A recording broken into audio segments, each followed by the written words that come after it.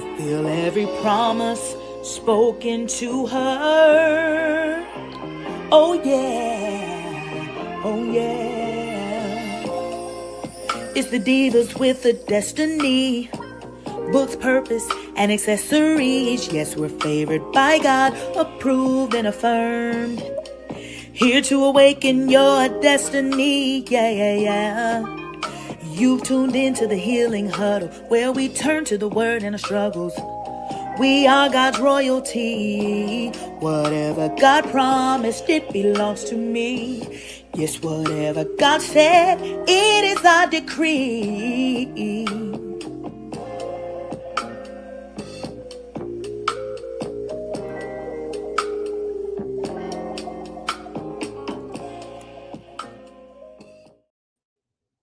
Welcome, everyone. Welcome to the Healing Huddle podcast, and where we believe that healing is an ongoing thing, which could make us only better.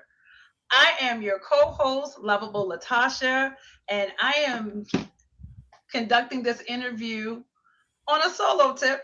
I just want y'all to please pray for our gracious host, our beautiful, strong host, the Auntie Fab Diva, Piera Collins. She's not feeling well today, so she has allowed me to take the reins over for this fantastic session on the Healing Huddle. And today we will have, the amazing Dr. Vanessa Gilliard. Everybody give it up for Dr. Vanessa. So we're just so pleased to have her on our podcast for today. So without further ado, Dr. Vanessa, will you please introduce yourself to our listening audience? I am Dr. Vanessa Gilliard, and I am so happy to be here with you all on tonight. I'm not going to say there's not much to me, but I hope that with these questions and then my answers, it will show you who I am. I don't like to say too much about myself because I don't like talking about myself. I let my life speak for me. See, that's what I love about you. She's so humble, she's so gracious, and she's a fly dresser, y'all. I'm gonna just say that too. She's a beautiful woman of God. As you can see, the humility is just there. So, uh, Dr. Vanessa, will you please just kind of give us two major events that actually started you out on a healing journey? One was my last year in college. I remember that day so well. January 6, 1987. Living in New York City, went to run an errand in the Bronx, and I was greeted by two men outside of a building. And it was just a simple question. Can you tell me what time it is? And my answer was, I don't have a watch. So I went into the building, came out, and I'm never paying attention to my surroundings.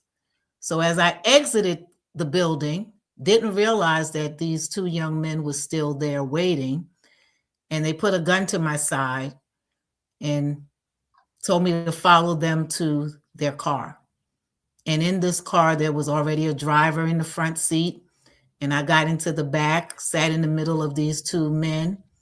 And then I was sexually assaulted. Never knew that I would recover from that, but I did. And my healing journey took a long time.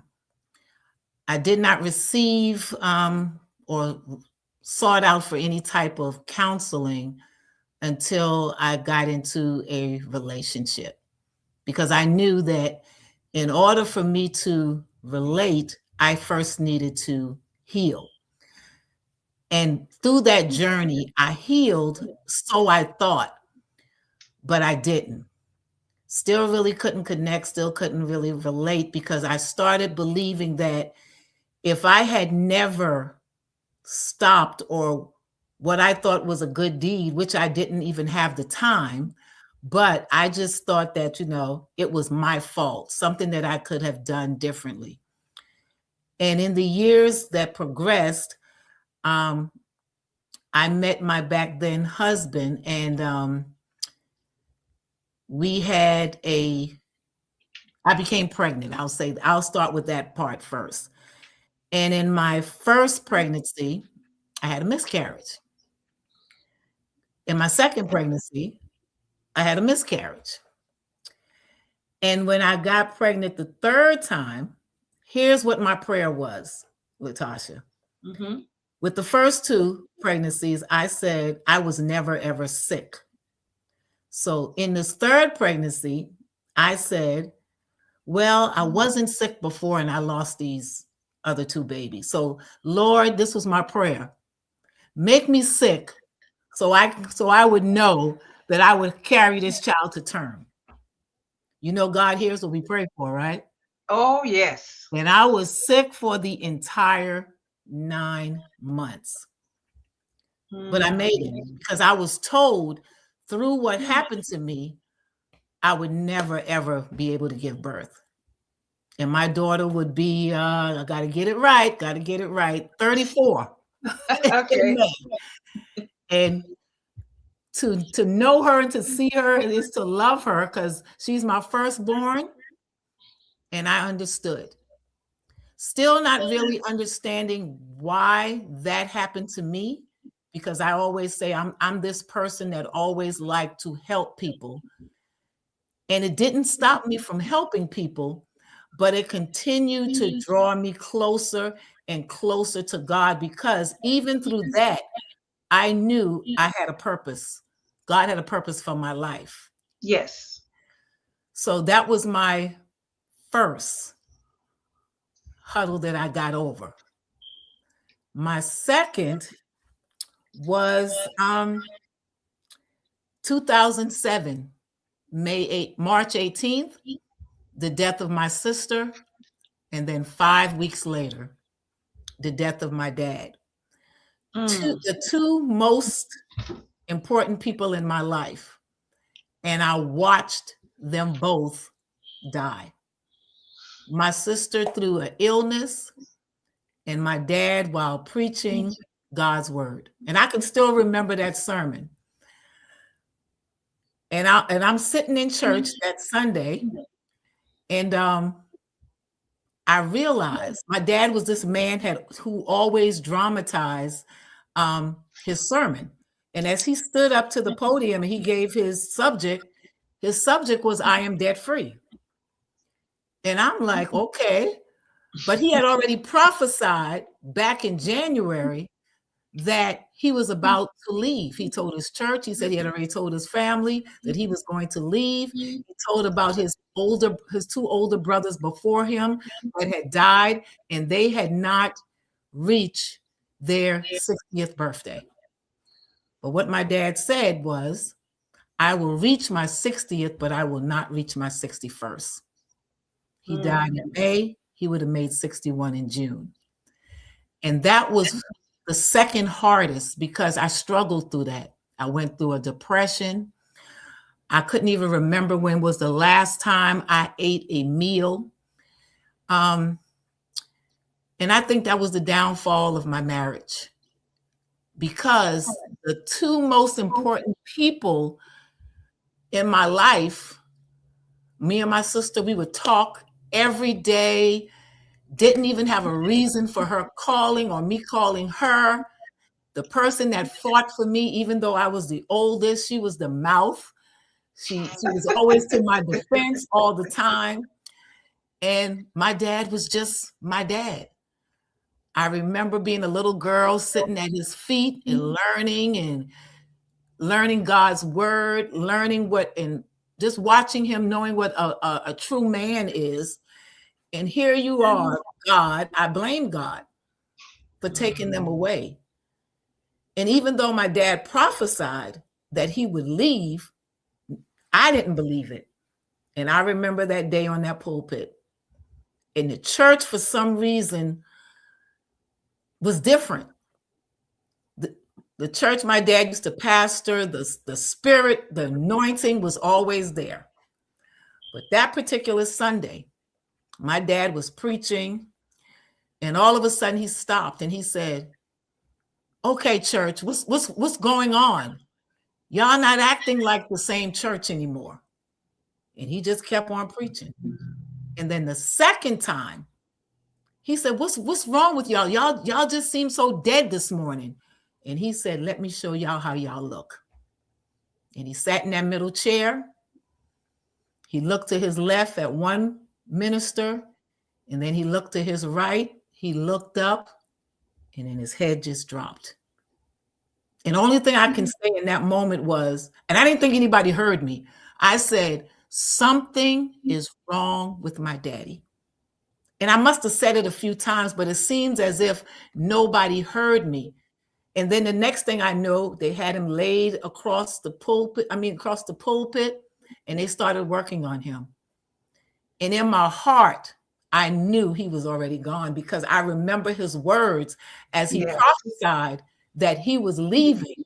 But no, none of us see what we don't want, even though I believe God speaks to each person that have a connection with him. What we are as loved ones, we don't want to believe it because we want them to be here forever. Yes, that And is true. I remember praying, just saying all kinds of stuff to God. You know, I wouldn't do this no more. I wouldn't do that no more. It's not like I did anything that was all out the way. Yeah, trying to do that bargaining. Right. And I was like, "Lord, I can't be back at this place again." Because 5 weeks prior, it was my sister. Now, here I am 5 weeks later, it can't be my dad. And I'm like, whew, he died. Right there. Last sermon, I am dead free. And what was so amazing is that as a little girl growing up in New York, I always remembered my dad saying he wanted God to take him in the things that he loved the most, which was preaching. So you know what I started doing, Latasha? I was like, I know what's the thing I love to do the most. I love to sing. And I bet not say, "Lord, take me in the thing I love the most." I said, because the God I serve, he answers. Yes. He hears every word we say. But I didn't know. Yes. I knew, but I didn't know. No, yeah. And I went into a real bad depression. I wasn't functioning. I was in the middle of, the ending of my master's degree, and my dad was supposed to be there with me because we were supposed to open up this counseling business together. And I'm like, I can't do this without you. So when I walked across that stage, it was on his birthday the following year. And I remember as I walked across that stage to get that dual master's degree, one of my professors said, "Vanessa, I don't want you to cry tears of sadness because you did tell me when we were talking that you're graduating on your dad's birthday. And guess what? He's here." I heard her, but I didn't hear her because I said, "So it ain't the same." You don't understand. My daddy stood 6'4", and you telling me he's here with me. Yeah. But I did not know that through that, God was taking me on a different journey because I was already on a journey, but he was taking me through a journey that I could never imagine. Because when I became saved, this is one of the things I told to my daddy. "Woo, Lord, Daddy, woo, life gonna be so much better. I ain't gonna have no problems. Okay. Anything I speak is gonna happen. I'm not gonna have no trials or tribulations." He said, "Who told you that?" Exactly.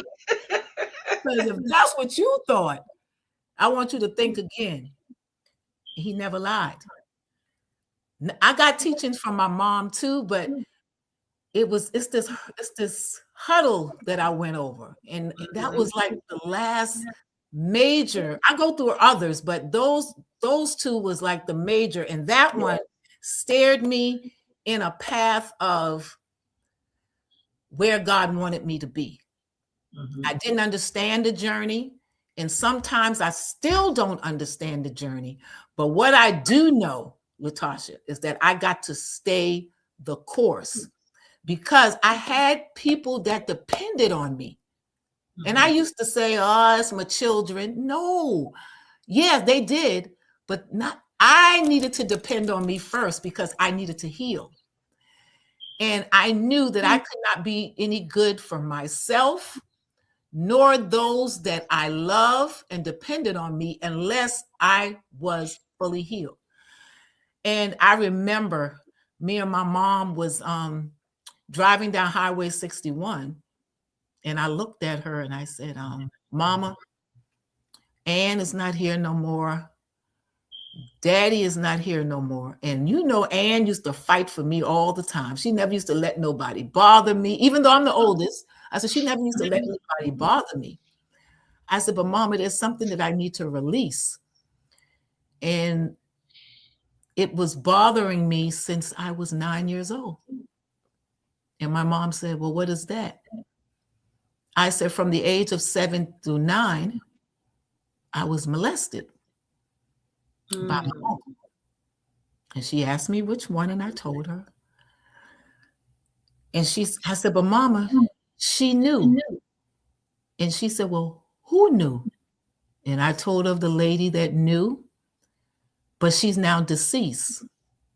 And I said, well, my healing journey didn't start in my last year of college. It started as a little girl. And I did not understand, Latasha.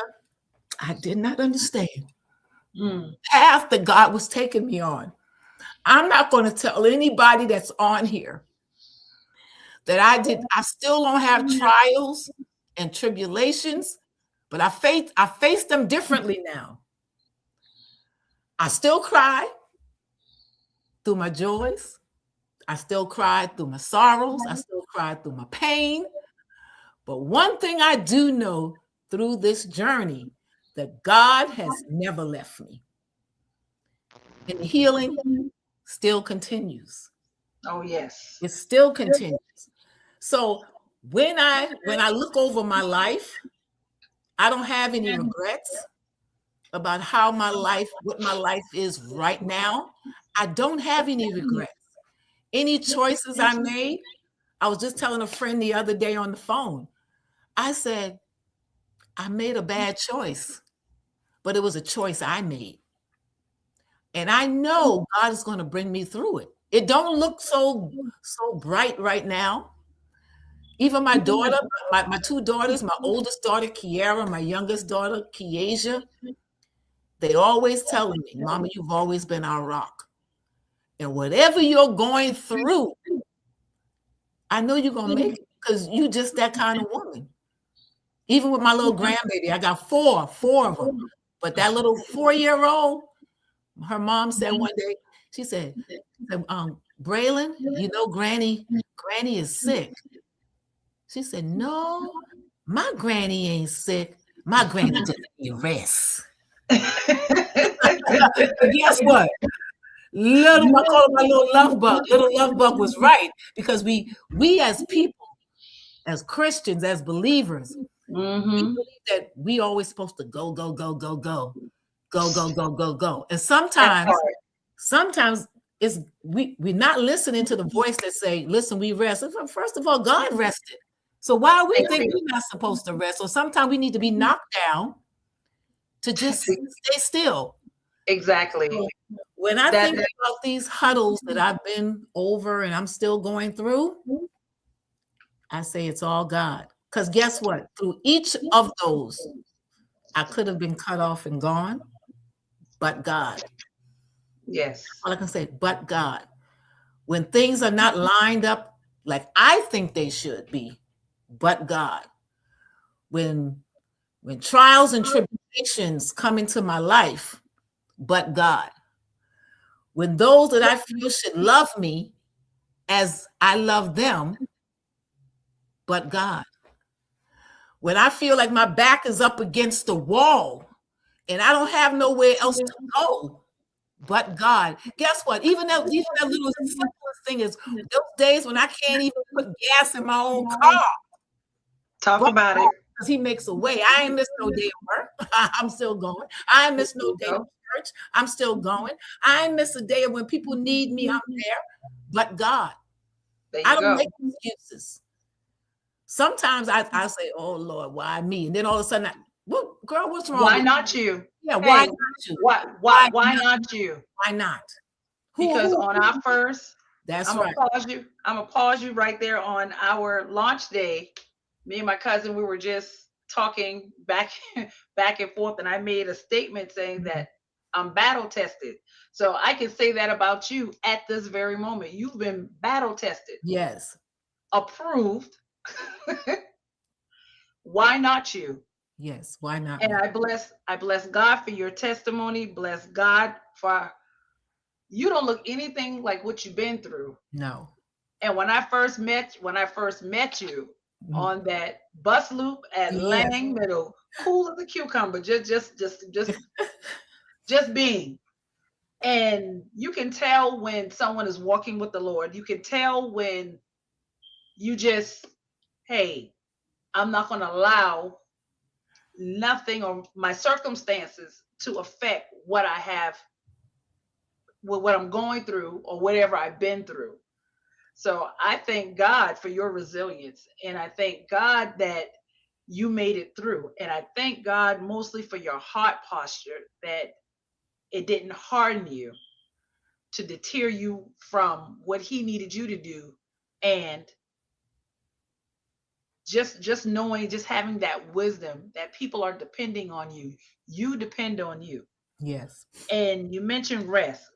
Rest is very important because Yes. if we're honest about it, even Jesus took his breaks and rest. Mhm. So I don't know why we think that we have to continue to just go, go, go, go, go. Mhm. I used to be so guilty of that. So guilty because if you stop, it's like, oh no, I'm gonna miss somebody, or oh no, all things are done in its appointed time frame. Yes. All things are done in the order and how God has set it up. We just have to, like you said, step back, spend time with Him, rest, and and there's healing in your resting too. Yes, there is. Healing of your mindset, healing of your heart posture. So I bless God for this forum that we can actually encourage people, empower people to actually do that, men and women alike. But because we're women and we know how we do, it's more so for women. Mhm. And also now everyone sees that your title is doctor. Will you please clarify the area that you are a doctor? Yes, I am. I have a doctorate in counseling. Okay. Yes. And how long have you been doing that? Well, I'm a behavior specialist right now. Um, Okay. uh, I've been in the Charleston County School District for 26 years, and then my last 3 years, I'm now in private school with a private school. Always been middle school, except for these last 3 years, Okay. elementary. Oh, so Oh, they're set up now, differently now. That's the elementary looks a little different. yeah, I was going to ask you Hmm. what's the difference in the two, not only just in the age group, but what is also the most challenging between those two age groups? Oh, what's the most challenging? Oh, I wouldn't say it's challenging. It's just that my approach have to be different Okay. because they're younger. Because it's the same behaviors. It Okay. is the same behaviors, but only thing with middle school, it was more fights and vaping. Where elementary, it's disrespect. That's the number one is the disrespect towards the adults in the building. Hmm. Yeah. And there's so many different variables that actually go into it. Have you ever walked away with the feeling, I just didn't do all what I could do? Has that ever been an No, emotion at any time? no. I didn't think so. I didn't think so because No, knowing who you are, no. and I know from conversations that we've had and everything, so off screen, I know that that's not in you to just not have a positive feedback or a positive result because you just have such a presence about you to where even if you want to go left, you feel bad if you do. Yeah, because you're right. It'll bother me if I Yeah, hurt somebody's feeling. It will. yeah. Um, and what I would say, I I've been knowing you 10 years now because I was with the middle school for 7 years before I went into this private school with elementary. And when I say the kids are like disrespectful, it's like sometimes I don't know that they're talking about an adult. I don't. Mm, And I remember one child told me, and Dr. G, they call me Dr. G. And yeah. Dr. G, I had to say it with my whole chest. I said, what? Doctor, what? Your whole chest? Your whole chest. So I said, well, who are you talking about? And then they said the teacher. I said, oh, for real. Oh, for real. You said that with your whole chest to the adult? Oh, okay. Well, then me, you need to have a come to Jesus moment because we don't say stuff with our whole chest to the adult. But I enjoy what I do. It's never Yes. never the same story. And I always say this I have a counselor. We share one office space together, and I always tell him, I said, just like my assistant principal, me and Miss Anderson, she started this with me. You can't make this stuff up. It might sound like it, but you can't make it up. But I love what I do because I tell people all the time when I talk about my career, it brings tears to my eyes because that's my passion. Mm, I don't see myself doing anything else than working with children. Even outside of work, I'm with an association and I'm the youth coordinator. So I don't see myself doing anything else other than working with youth. Now I work with adults, but adults different. I always say the elderly and the children, I have no problem with them. It's them people in between. It's them people in between. I'm telling the truth, Tasha. yeah. Oh, I know. That's why I'm laughing. Hey, hey. And I have to that's keep it. I have to yes. keep it. Hey, I have to keep it Woo! professional, and I have to keep Oh, it professional above board, or else my yes. cousin won't let me do this by myself again. Uh-uh. And I'll always, approach it from a place of love, but in my head, I said that's why the word said man ought to always pray. Yes. Woo! Yes. But I love them too now. But it's like I know the elderly and the children, they're gonna say it just how it is. Yeah. You just You don't have to pull. no. You don't have to pull so much Right. from them with it, and it can present its challenges.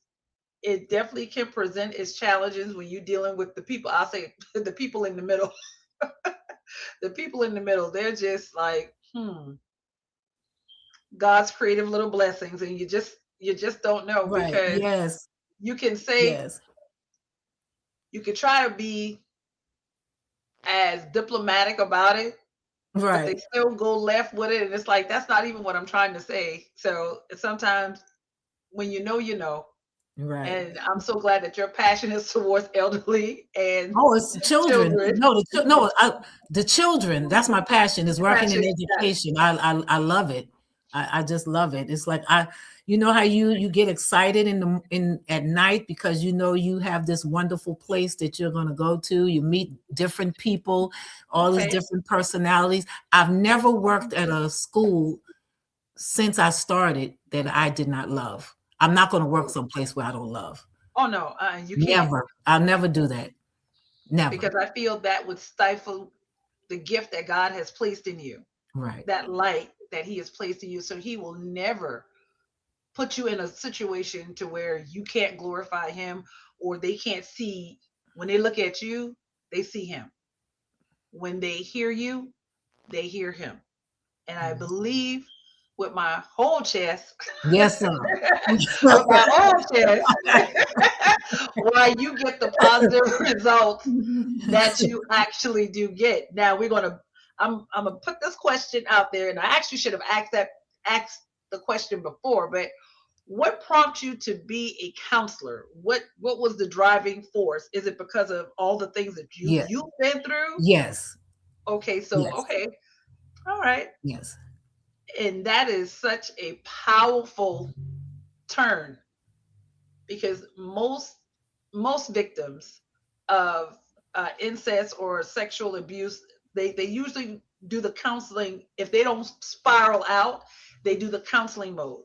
And now when you're counseling, does that help you all still help you along the way while you're speaking to someone else about their traumas and everything? Right, but in my current position, I'm the behavior specialist, but I work alongside with the school counselor. So Oh, okay. with my in my current title, I still use it, but not to the extent that the school counselor would. So Okay. um, I'm not going to say I don't like the counseling part of it, which I do. I love counseling, but I see like a greater need with all these different behaviors, these different diagnoses. So, and I'm hands on, and I like to believe that I'm a great listener. So I always want to meet them where they are, and I just let them tell their story, whether Okay. whether somebody agrees with it or not. It's their story, and Yes. I meet them right where they are. And they know that. They know that Dr. G is going to listen to them. Dr. G is not going to judge them. I just love the kids and I let them be great. Like my oldest daughter always say, I just want to be great. Just let me be great. And and as a testament to see how you worked at Lang, your name got called more than the principal, more than any other staff, because I saw that you were their safe place. You were that space to where you do listen. And just for our listeners, break down exactly a behavior specialist in Oh, case wow. they really don't know, or just kind of like give a little clarity as far as what's the difference between a school counselor and a behavioral specialist, or are they Okay. one and the same? No, they're different. Okay, Um, And I will say that I kind of love this more because I'm still intertwining the counseling, got but it. it doesn't matter what that behavior may be. It could be anger management, just anything in general. Um, our kids battle with a lot of different things, a lot of stuff. And I would go and observe sometimes or just know the kid from experience. And there may be times where this kid is struggling through certain things and I would guide them through the process of them also healing. And that may be to write a support plan that will put things in place for them, their teachers, and things that will carry over into the home. Got it. So it varies. It depends on Okay. what the behavior Behavior is. is Yeah. okay. Okay. Now, here's something. Being that you are a mom, how Yes. much of your Oh, analytical gee. being carried over to your parenting? Listen, and I know my daughter is on here. I know she is because I Yeah, saw Kiara, something it pop up. sure is. I oh my god. I remember years ago because that's my little I don't know. She almost 34. But I love her. But one day I said something to her and she said, "Mommy, you got to remember you not at work and I just need you to stop analyzing me." So I said, "Kiara, because I want everybody to know who my oldest child is. Kiara, Yeah, I she just am said, not "Yep, right here." I said, Kiara, I'm not analyzing you. Yes, mommy, you are analyzing me. And I could not see it, right? At first, Yeah. until she said, Mommy, just for this moment, can you just be mommy? I said, what? She Mm. said, what? So that made me like think. I said, well, am I really analyzing her? And the other one, Kiesia, she just popped up too. Yeah, And you I'm saw like, it. oh my God. And I had to think. And I Mhm. said, you know what? I am doing that. And it was hard for me to leave work at work and not bring it home. But it took Mhm. my oldest daughter to say that, would you please stop analyzing me? And I didn't realize I was doing it until she said something. And then I really had to take a step back. So yeah, I've done that before. Yeah. Okay, well, I'm glad that Yeah. she had a safe Yeah. space Yeah, she did. to tell you Yeah. stop analyzing Stop me. analyzing me. Stop analyzing me. So, well, I just wanted to once again, because our time is sort of winding up here, Oh, but we got a few more minutes, but we okay. can still kind of like do our chit chat. So I'm just so happy that through it all, you remain faithful. That you remain faithful because it's tough losing two advocates Mhm. back to back. And I'm so glad that you had that. You had to that you experienced that part to know how it is to have someone fight for you Yeah. on one end and to have someone that loves you on the other end unconditionally. Unconditional. Because now I feel that poured into exactly what you're doing at this very moment. Yes.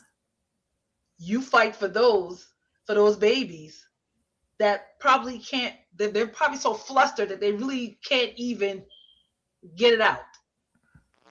And you're so gracious and so strong in that aspect to where you can stand and speak truth, stand on faith, and put it out there.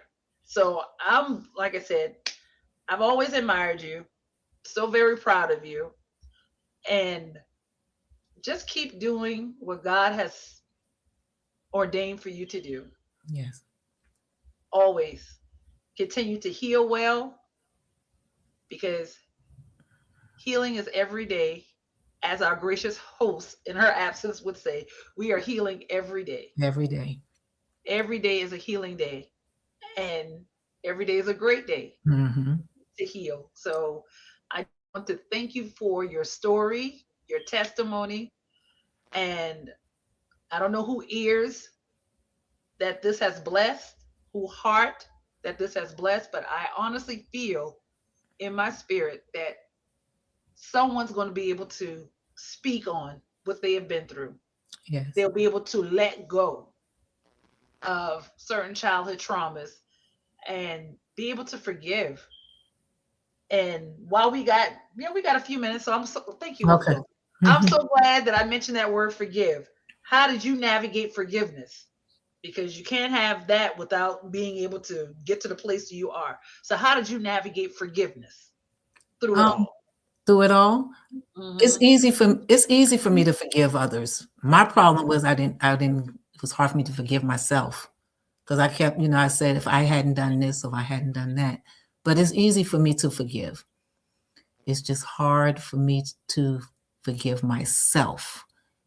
I was blaming me for different things that I thought I could not the thing that happened to me as a child, Mm-hmm. but as an adult.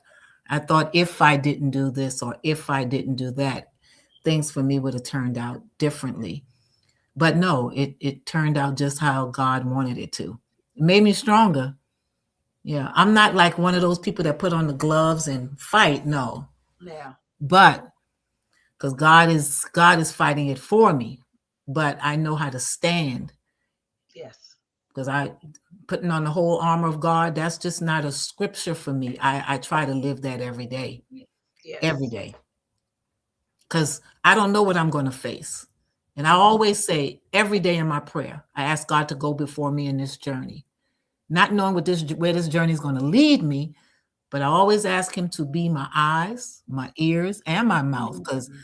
sometimes this little pink thing right here, Yeah. we need guidance with that too. And if we ask God to be those eyes and ears and even our mouth, things will be okay.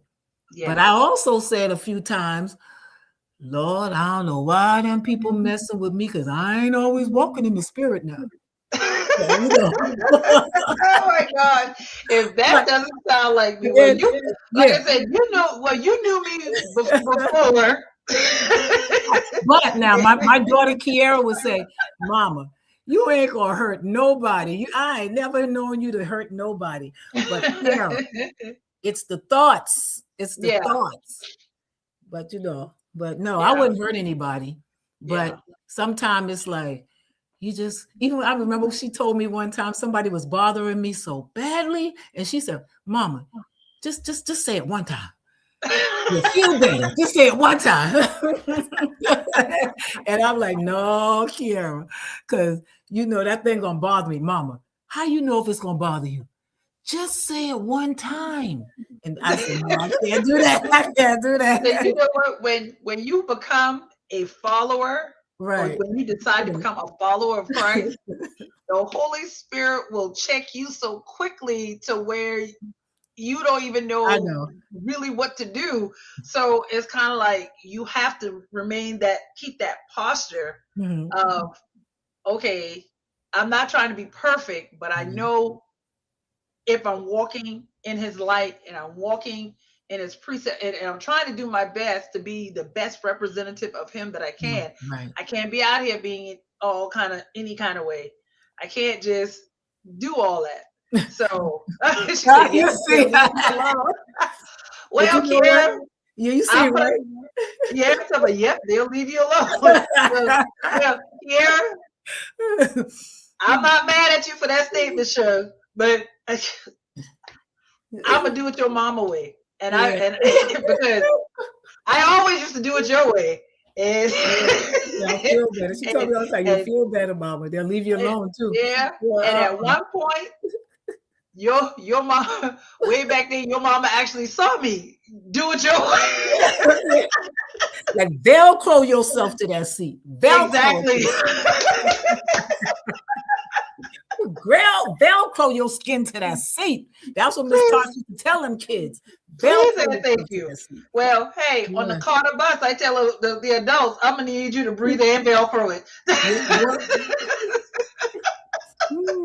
But I say it, but you know what? I say it so lovingly to where they look like, oh, okay, and they just do what I ask. So, but we got 3 minutes left? Oh, the time has gone so fast. Yeah, it did. Well, it goes by fast when you're educating and you're edifying and you just glorifying. So, any last comments, any last statements that you would like to leave our viewers with on this evening? Yeah. Thank you first and foremost for just inviting me here to this podcast. And secondly, I don't always do this, but I reference this song because we are supposed to be the image of God. But the late Michael Jackson said it best when he said, I'm starting with the man in the mirror. And I'm asking him to change his ways.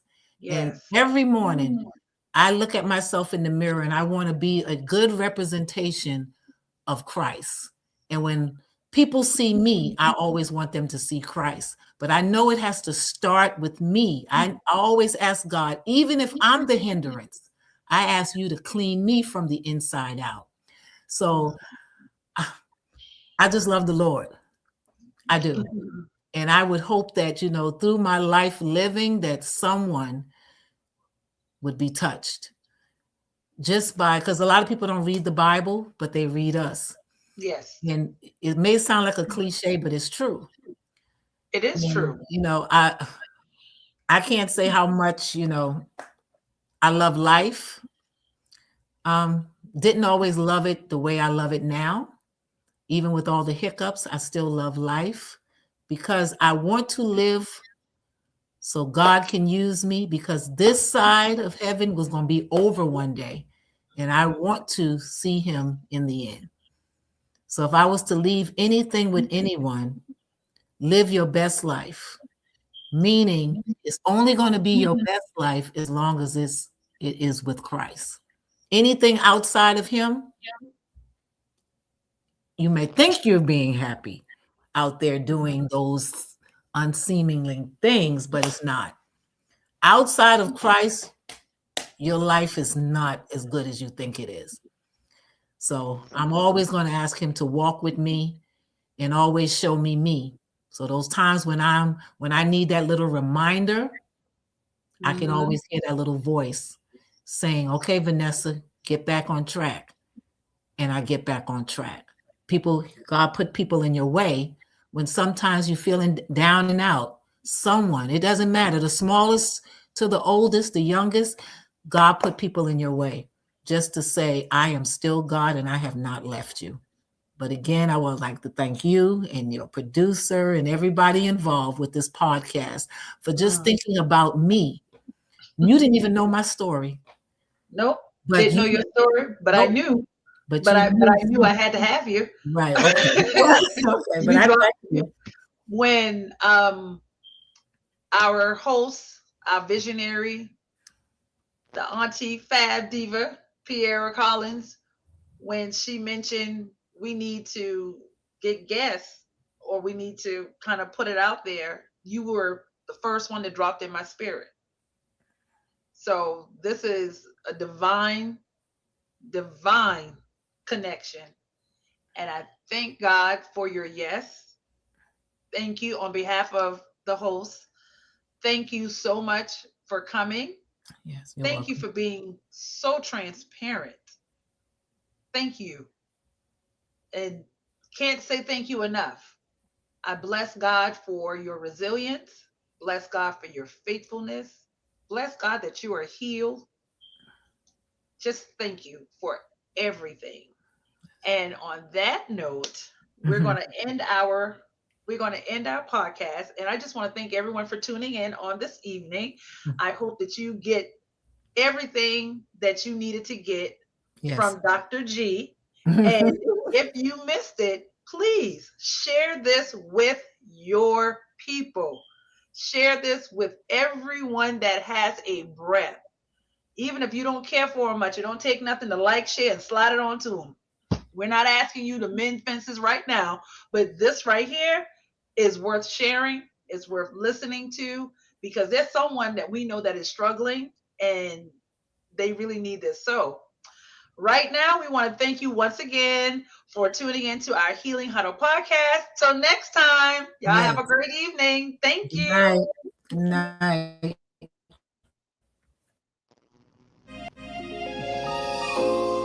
Blessed is she who believes that God will fulfill every promise spoken to her.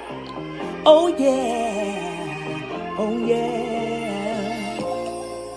It's the divas with a destiny, books, purpose, and accessories. Yes, we're favored by God, approved and affirmed. Here to awaken your destiny, yeah, yeah, yeah. You've tuned into the Healing Huddle, where we turn to the Word and our struggles. We are God's royalty. Whatever God promised, it belongs to me.